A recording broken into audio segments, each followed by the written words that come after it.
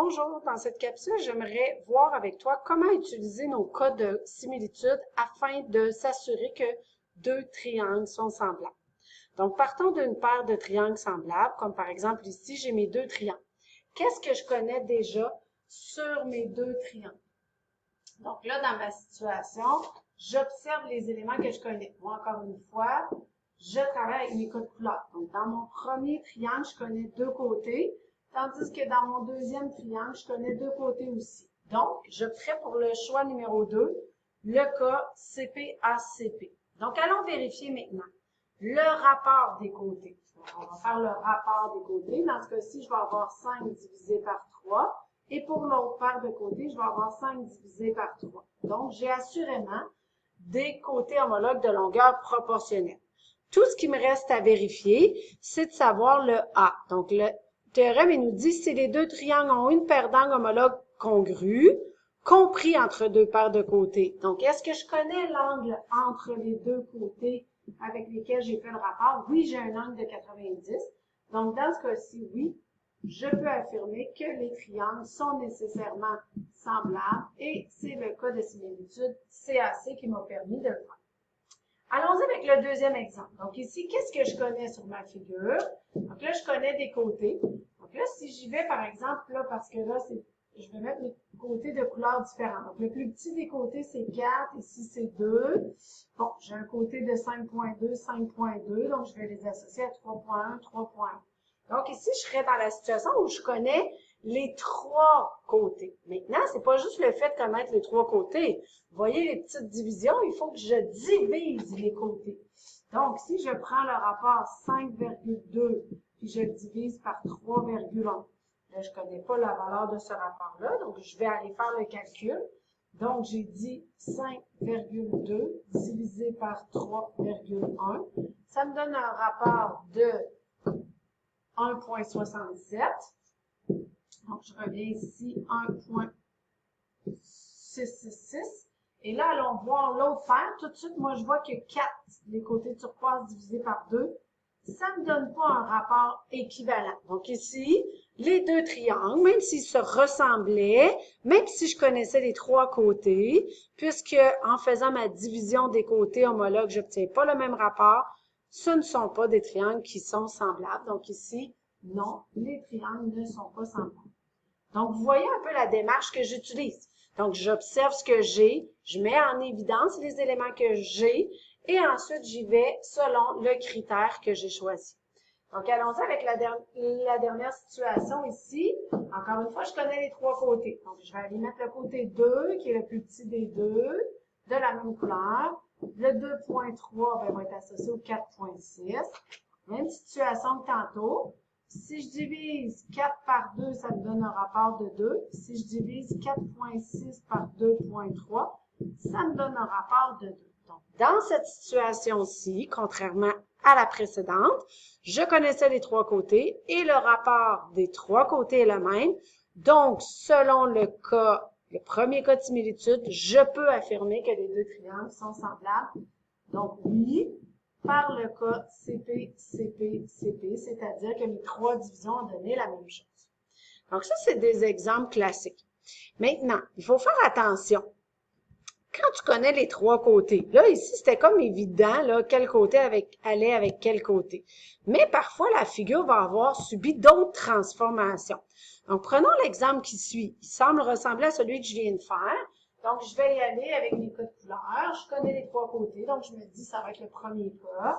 Donc là, j'y vais. Donc, je vais mettre en turquoise le plus petit des trois côtés. Ensuite, le plus grand des trois côtés qui est 15, il faut que je l'associe au plus grand des trois côtés qui est 30. Donc ici, oups, vous voyez, le triangle a subi une réflexion. Donc, il faut faire attention, là. Il faut réfléchir quand on fait l'association des éléments. Sinon, tu vas tomber dans le piège que la figure, là, elle ne te donnait pas l'information placée, copiée, collée à la même endroit. Donc ici, j'ai pris le temps de faire mon association. Et là, je me dois de faire 3 divisions. Donc, les côtés jaunes, 30 divisé par 15, ça me donne un rapport de 2. Si je prends les côtés mauves, 28 divisé par 14, ça me donne 2. Et si je prends les côtés turquoise, 18 divisé par 9, ça me donne 2. Donc, les 3 divisions, 3 divisions m'ont donné la même chose. Donc, oui, les deux triangles sont semblables par le code CP. Maintenant, qu'est-ce qui se passe quand je connais rien sur la figure? Comme l'exemple B et D que je t'ai présenté ici. Donc, je connais rien. J'ai pas de mesure de côté. Donc, en partant, là, ça peut pas être le premier cas, puis ça peut pas être le deuxième cas. Donc, on espère que ce soit le troisième cas. Le troisième cas qui me dit, hey, si tu es juste capable de trouver deux équipes d'angles pareilles, bingo, tes triangles sont semblables. Mais, il faut que tu aies l'information pour pouvoir avoir deux paires d'angles.